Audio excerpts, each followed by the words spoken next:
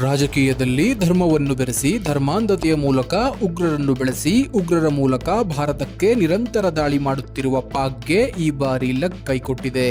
ಪಹಲ್ಗಾಮ್ ದಾಳಿಯ ಬಳಿಕ ಭಾರತ ಪಾಕಿಸ್ತಾನದ ಬೆನ್ನೆಲುಬಾಗಿದ್ದ ಉಗ್ರರು ಹಾಗೂ ಉಗ್ರರ ನೆಲೆಗೆ ಮಿಸೈಲ್ ಅನ್ನು ಹಾರಿಸಿ ಧ್ವಂಸಗೊಳಿಸಿರುವ ಬಗ್ಗೆ ನಿಮಗೆ ತಿಳಿದಿದೆ. ಇಷ್ಟಕ್ಕೆ ಹೆದರಿದ ಪಾಕ್ ಅಮೆರಿಕಕ್ಕೆ ಕರೆ ಮಾಡಿ ಹೇಗಾದರೂ ಕದನ ವಿರಾಮವನ್ನು ಭಾರತದಿಂದ ಘೋಷಣೆ ಮಾಡಿಸಿ ಎಂದು ಅಂಗಲಾಚಿದೆ.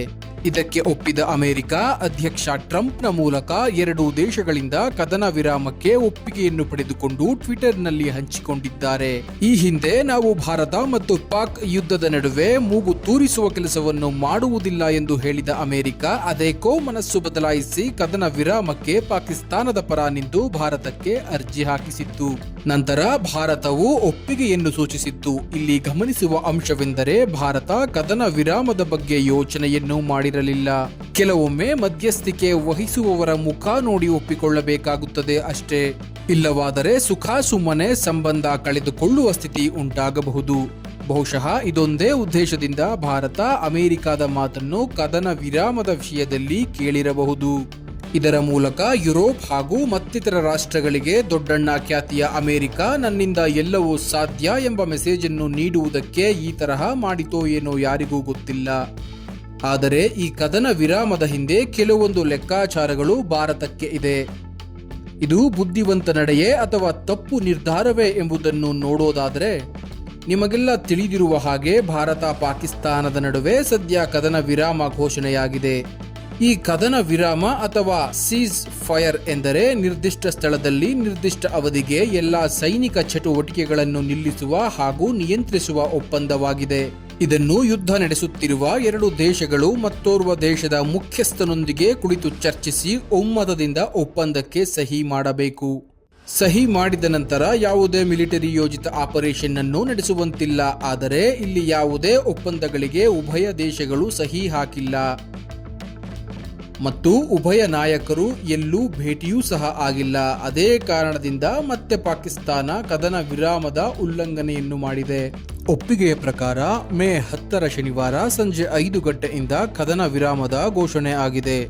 ಘೋಷಣೆಯಾದ 4 ಗಂಟೆ ಅವಧಿಯಲ್ಲೇ ಪಾಕ್ ಕದನ ವಿರಾಮದ ಉಲ್ಲಂಘನೆ ಮಾಡಿದೆ. ಪಾಕಿಸ್ತಾನವು ಅಂತಾರಾಷ್ಟ್ರೀಯ ಗಡಿ ಹಾಗೂ ನಿಯಂತ್ರಣ ರೇಖೆ ಹತ್ತಿರ ಮತ್ತು ಜಮ್ಮು ಮತ್ತು ಕಾಶ್ಮೀರದ ಹಲವು ಭಾಗಗಳಲ್ಲಿ ಶ್ರೀನಗರ ಸಹಿತ ಪಂಜಾಬ್ ಹಾಗೂ ರಾಜಸ್ಥಾನದಲ್ಲಿಯೂ ಸಹ ಕದನ ವಿರಾಮದ ಒಪ್ಪಂದವನ್ನು ಉಲ್ಲಂಘಿಸಿದೆ. ಇದು ಭಾರತ ಮತ್ತು ಪಾಕಿಸ್ತಾನ ಎರಡು ರಾಷ್ಟ್ರಗಳು ತಾತ್ಕಾಲಿಕ ಶಾಂತಿಗೆ ಒಪ್ಪಿಕೊಂಡ ಕೆಲವೇ ಗಂಟೆಗಳ ನಂತರ ನಡೆದಿದೆ. ದೇಶದ ಜನತೆ ಹಾಗೂ ದೇಶದ ಅಭಿವೃದ್ಧಿ ಬಗ್ಗೆಯೇ ಕಾಳಜಿ ಇಲ್ಲದ ಬಡದೇಶ ಪಾಕಿಸ್ತಾನಕ್ಕೆ ಕದನ ವಿರಾಮದ ಉಲ್ಲಂಘನೆ ಯಾವ ಲೆಕ್ಕ?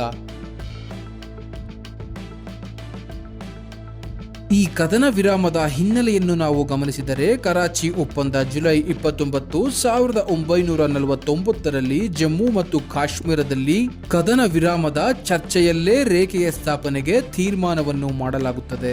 ಭಾರತ ಮತ್ತು ಪಾಕಿಸ್ತಾನ ಮೊದಲ ಬಾರಿಗೆ ಕಾಶ್ಮೀರದ ವಿವಾದಿತ ಪ್ರದೇಶದಲ್ಲಿ ಯುದ್ಧ ವಿರಾಮ ರೇಖೆಗಳನ್ನು ವಿಭಜಿಸಲು ಒಪ್ಪಿಕೊಂಡವು. ಇದೇ ಲೈನ್ ನಂತರ LOC ಅಂದರೆ ಲೈನ್ ಆಫ್ ಕಂಟ್ರೋಲ್ ಎಂಬ ಹೆಸರಿನಿಂದ ಪ್ರಸಿದ್ಧಿಯಾಯಿತು. ಈ ಶಾಂತಿ ಒಪ್ಪಂದ ಆಗಿನ ಉಭಯ ಸರ್ಕಾರಗಳ ಪ್ರಧಾನಮಂತ್ರಿಗಳಾಗಿದ್ದ ಜವಾಹರ್ಲಾಲ್ ನೆಹರು ಮತ್ತು ಲಿಖಾಯತ್ ಅಲಿ ಖಾನ್ ರವರ ನಡುವೆ ಪರಸ್ಪರ ಒಪ್ಪಂದದ ಮೇರೆಗೆ ಜರುಗಿತು. ನಂತರ 1971ರ ಭಾರತ ಪಾಕಿಸ್ತಾನ ಯುದ್ಧವು ದಕ್ಷಿಣ ಏಷ್ಯಾದ ಇತಿಹಾಸದಲ್ಲೇ ಬಹು ಮುಖ್ಯ ಘಟನೆಯಾಗಿತ್ತು. ಈ ಯುದ್ಧವು ಕೇವಲ 13 ದಿನಗಳಲ್ಲೇ ಮುಗಿಯಿತು. ಈ ಸಂಘರ್ಷವು ಭಾರತ ಮತ್ತು ಪಾಕಿಸ್ತಾನ ನಡುವಿನ ಪೂರ್ವ ಮತ್ತು ಪಶ್ಚಿಮ ಪ್ರದೇಶದಲ್ಲಿ ಮುಖ್ಯವಾಗಿ ನಡೆಯಿತು. ಈ ಯುದ್ಧದ ಮೂಲ ಕಾರಣವೆಂದರೆ ಪೂರ್ವ ಪಾಕಿಸ್ತಾನದಲ್ಲಿ ನಡೆದ ಬಾಂಗ್ಲಾದೇಶದ ಸ್ವಾತಂತ್ರ್ಯ ಹೋರಾಟ.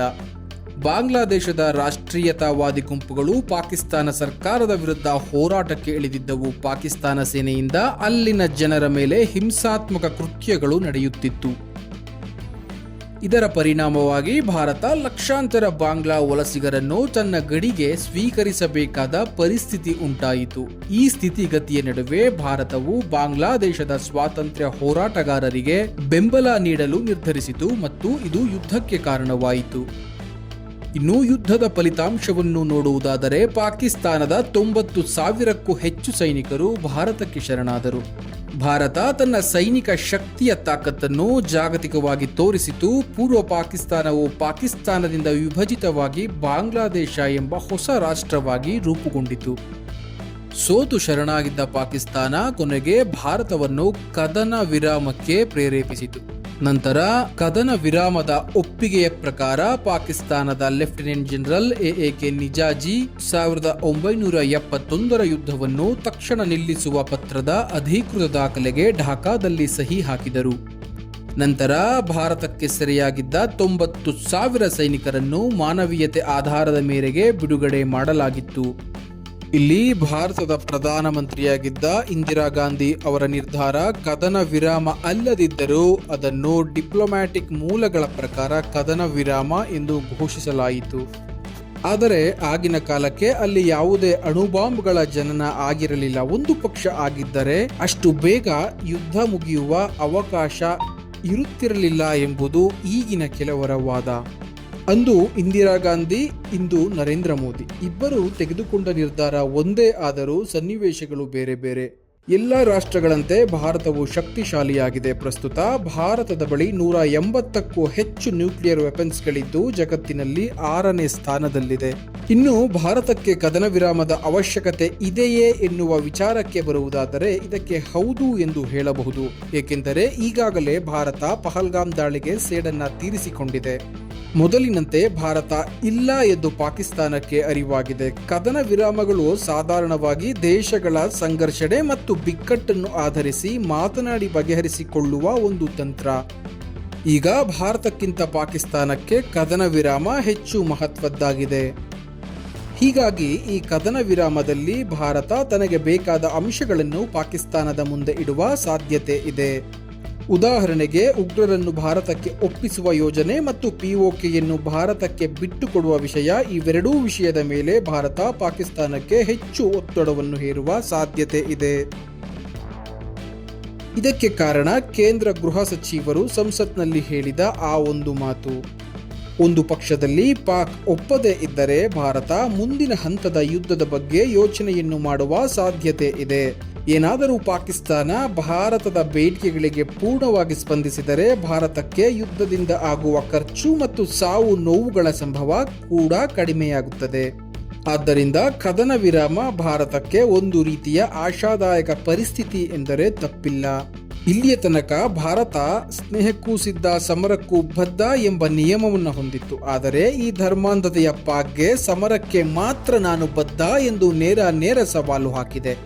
ಭಾರತದ ಪ್ರತಿ ದಾಳಿಯ ನಂತರ ಪಾಕ್ ಇನ್ನು ಮುಂದೆ ಉಗ್ರ ದಾಳಿಯ ಬಗ್ಗೆ ಕನಸಿನಲ್ಲೂ ಯೋಚಿಸುವುದು ಕಷ್ಟವೇ ಸರಿ. ಕಟುಕರ ಕೈಗೆ ಭಗವದ್ಗೀತೆ ಕೊಟ್ಟು ಏನು ಪ್ರಯೋಜನ ಎಂಬಂತೆ ಶಾಂತಿ ಮಂತ್ರದಿಂದ ಪಾಕಿಗಳಿಗೆ ಪಾಠ ಕಲಿಸುವುದು ಬಲು ಕಷ್ಟ. ಇದನ್ನು ಚೆನ್ನಾಗಿ ಅರಿತ ಭಾರತ ಕ್ರಾಂತಿಯ ಮೂಲಕವೇ ಭಾರತಕ್ಕೆ ಏನು ಬೇಕೋ ಅದನ್ನು ಪಡೆಯುತ್ತಿರುವುದರಲ್ಲಿ ಆಶ್ಚರ್ಯವೇನಿಲ್ಲ.